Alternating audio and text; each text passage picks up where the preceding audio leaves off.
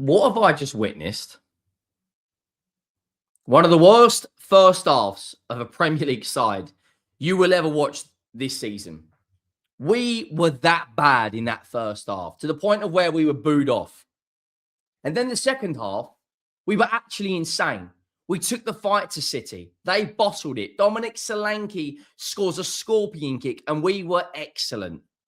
And speaking of excellence, make sure you check out Pure VPN. I've been using them all weekend, whether you're traveling, whether you're using hotel Wi-Fi, you're at a coffee shop, or you're on the train. Make sure you check out Pure VPN to stay absolutely secure when you're online, when you're browsing through the socials. You don't want your data to be encrypted. They're absolutely excellent. We've got a big promo on. Scan this QR code for 82% off Pure VPN. Plus, they're throwing you guys in for a limited time, an extra 3 months. It's as cheap as chips. There will be a link down below. Make sure you go down, drop a like on the video if you haven't already.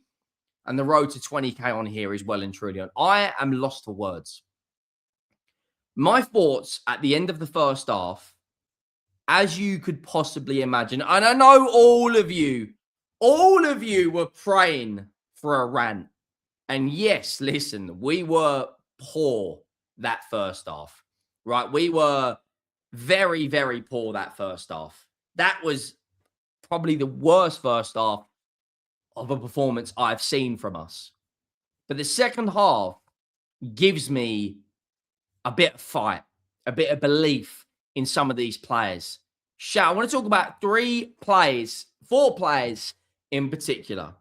I want to start with Xavi Simons. That guy worked his fucking socks off, and he deserves huge praise. Come into this team, big, heavy price tag. Lots of Spurs fans didn't really believe in this guy after 10 games, me included. I've criticized him like all of us have. And bearing in mind, it's a Tottenham team with 12 first-team players out, or first-team squad players out. We didn't even have a fit right back today. No Jed Spence, no Pedro Porro. From the back line, no Mickey van der Ven. Romero subbed off at half-time. From the midfield, no Kulusevski, no James Maddison, no Benton Cole, no Bergval. That absolutely disintegrated with injuries. And he stood tall today. He was the one who dragged us back into that game, right? Archie Gray as well. What is he, 19 years of age? A midfielder playing out of position at right back. He's never once complained when he has had to play out of position. Another one who was up and down, working his absolute sockers off, putting in big challenges, recycling the ball, holding on to the ball, trying to pass the ball forward. We'll come to the first half in a minute because, wow, that first half was catastrophic. It was very, very bad. But the second half, Conor Gallagher, a player that I didn't even want at this football club, gets an assist today. Another one whose energy levels was up and down as a box-to-box midfielder. Like, when you look at the lineups, we shouldn't, on paper, Man City should have turned up and blew us away.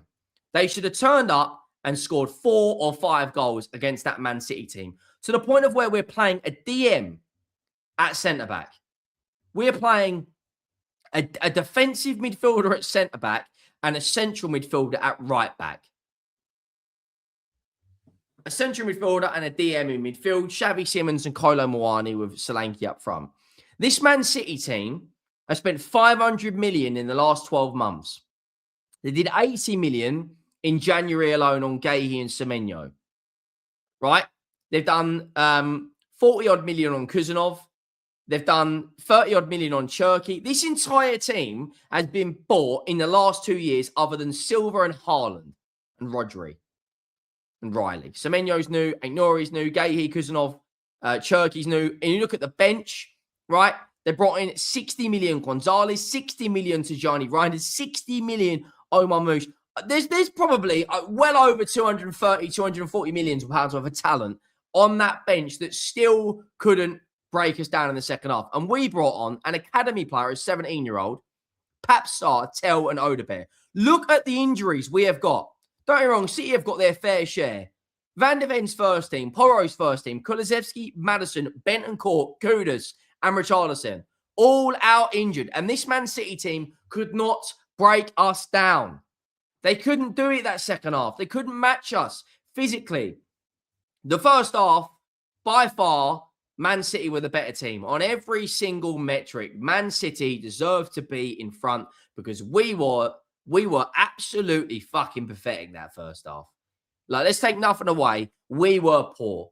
Erling Haaland plays a simple ball into Ray and Cherki. He's running at us. Radu Dragusin, jockeys. He opens his body up, takes a shot across goal. It gets a deflection, and Vicario's positioning is pathetic.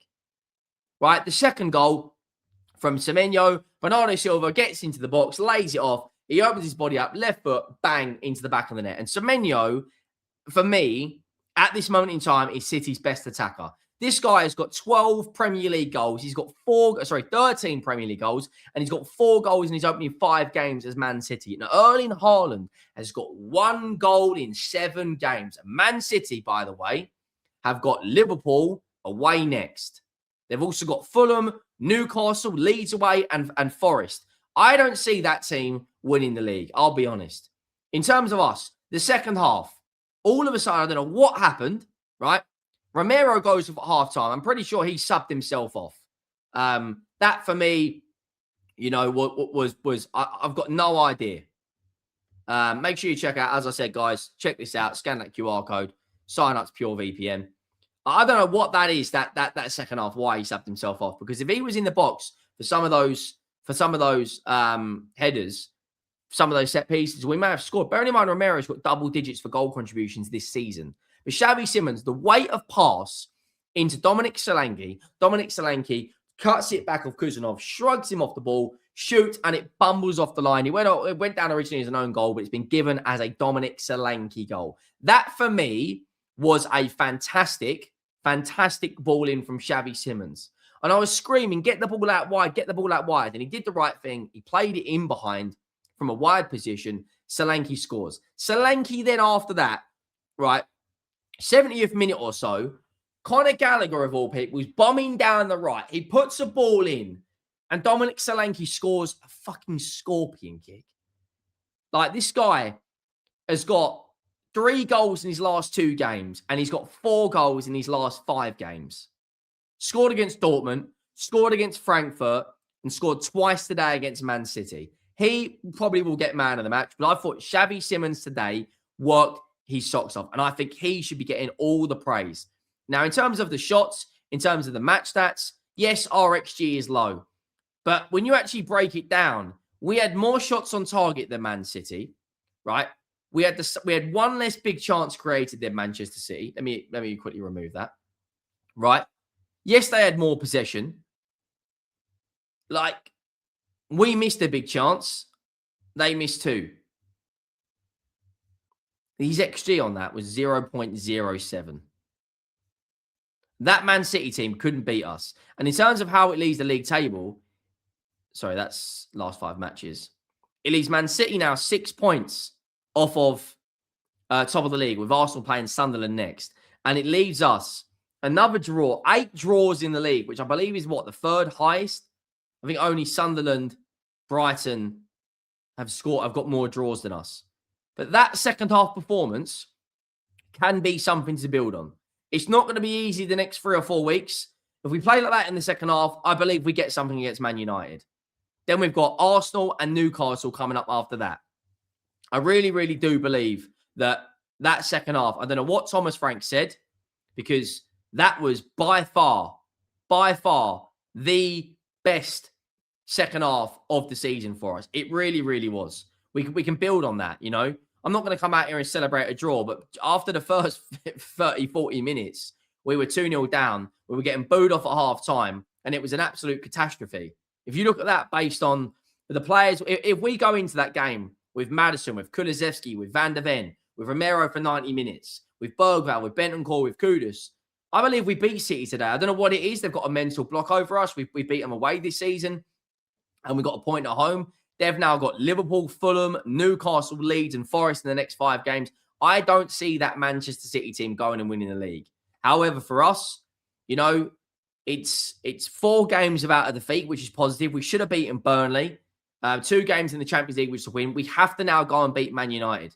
If we lose to Man United and teams around us win, Because let's not forget, I know it's 9 points, but our run of games, we are above West Ham. That is not an easy run. We've got to play United, Arsenal, Fulham away, which they're very, very good. Newcastle, Liverpool, Palace. And when you look at us in the Premier League right now, look, we're probably not going to let's be honest, we're not going to get relegated, are we? Let's be honest. But, we're up to 14th. A handful of wins. If we went on, say, a 3 or 4 game winning streak, we would be in and around the European places. Because no one at the moment is actually that. If you look between 20th and 6th, only 2 teams has managed 3 wins in their last 5 games. That is how inconsistent everyone is. Above that, you've got Man United and Chelsea have won 3 in a row, but they've got new managers. Other than that, it's a very inconsistent league. Let me know your thoughts down below. Make sure you check out Pure VPN, and I'll see you in the next one. I'm out.